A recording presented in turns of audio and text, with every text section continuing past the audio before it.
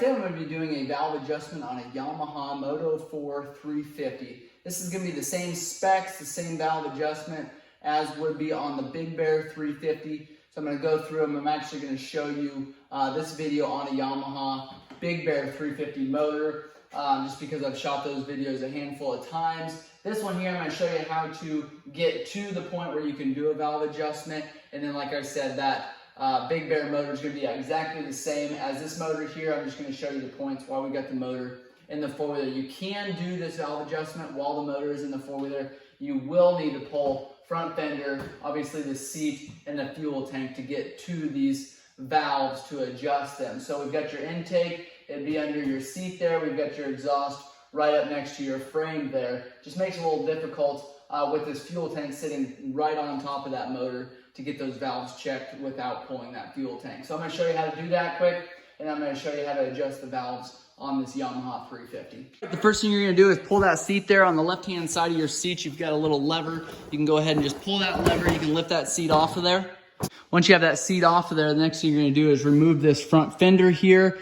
While you're doing that, you're going to want to pull these two screws that are in the top here, and that is going to allow you to pull this dash panel off of here. Obviously, remove our fuel tank cap there. There's going to be a handful of screws around the bottom side of the fender there that you're going to have to remove, and as well as a 10mm bolt here in the back of that fuel tank.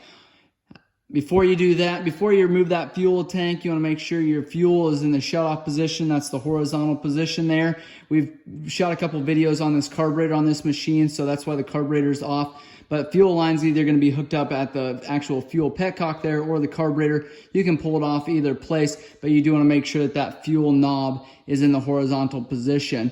We've got your recoil pull starter on your left-hand side there. I like to go around and remove these 8mm bolts all the way around this cover here. That's going to allow you to get in there and actually turn that gear by hand. On the top of your stator cover here is a small cap that has got a flathead slot in there. Go ahead and remove that. Once you do that, you'll see your flywheel down there. There's going to be two marks on there, a T and an F. You want to make sure that your flywheel, the center of this window here, is lined up with the T. The F is for fire, the T is for top dead center. At the same time you're doing that, you can go ahead and remove this cover here, two Allen bolts here, and then obviously the fuel tank's going to be off, so you're going to be able to get to the 3 Allens. That's going to be on your exhaust side, and then I believe 2 that's going to be on your intake side there. All right, we pulled that cam sprocket cover there, and then that recoil pull starter. Also, we pulled that top dead center mark there. I wanted to show you what that looked like. Now, top dead center there, you see there, you're going to have the T in there with the line. That's going to line up with that groove there on our inspection window. Here is the recoil pull starter cup. Now, you can actually take and turn this by hand, but we've got it right where we need to be for now. The other line that I wanted to show you there is on your cam sprocket here. It's a line that's going to go straight up, and it's going to be pointing to this tab here that's actually underneath your cam chain sprocket cover there. So you want both of those to line up, then you know you're on top dead center. Now, the other thing is you can actually be off one stroke when you go to find top dead center. So you want to make sure that when you have these covers removed, the exhaust side and the intake side, you want to make sure that you got both valves are in the closed position, and they're going to be in the loosest position possible.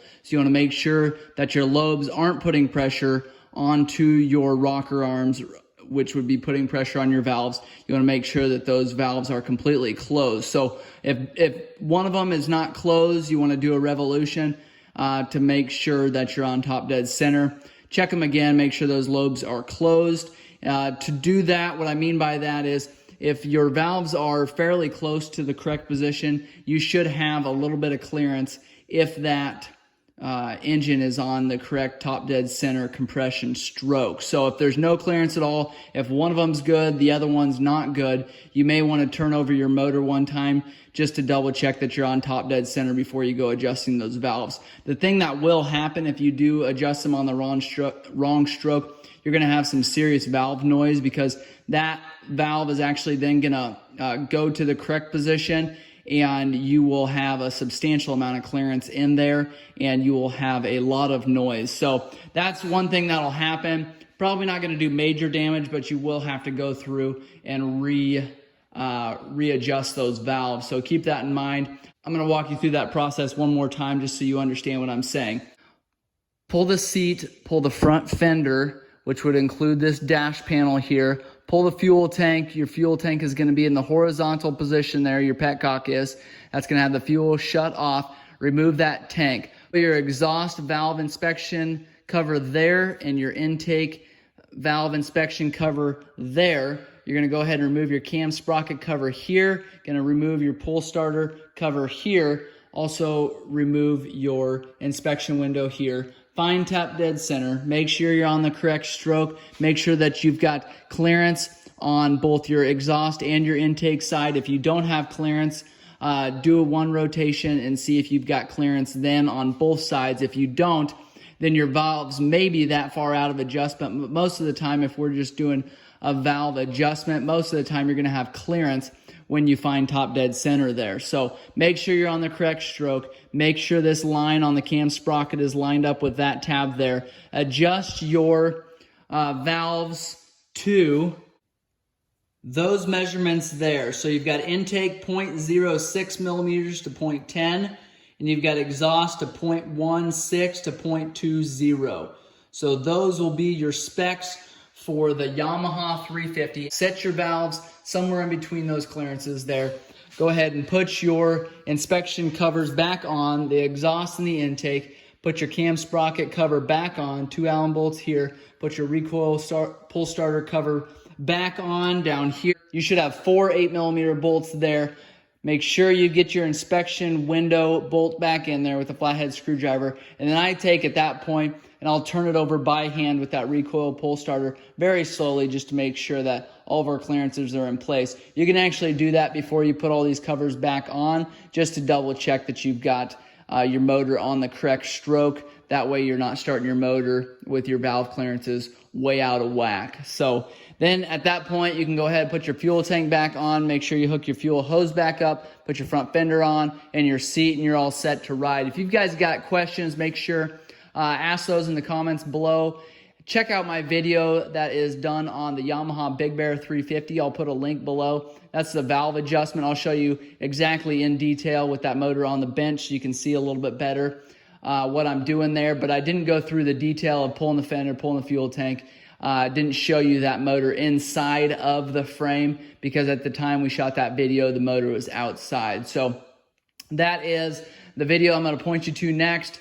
Make sure you check out my channel for any other Yamaha maintenance videos you'd like to see. If you've liked this video, give us a thumbs up. Make sure you subscribe to our channel. Help out in any way possible. Give us suggestions for videos. We've got hundreds of ATVs here at the shop that we shoot videos on, and I can try to get those videos for you. I appreciate you guys subscribing. Thanks a lot.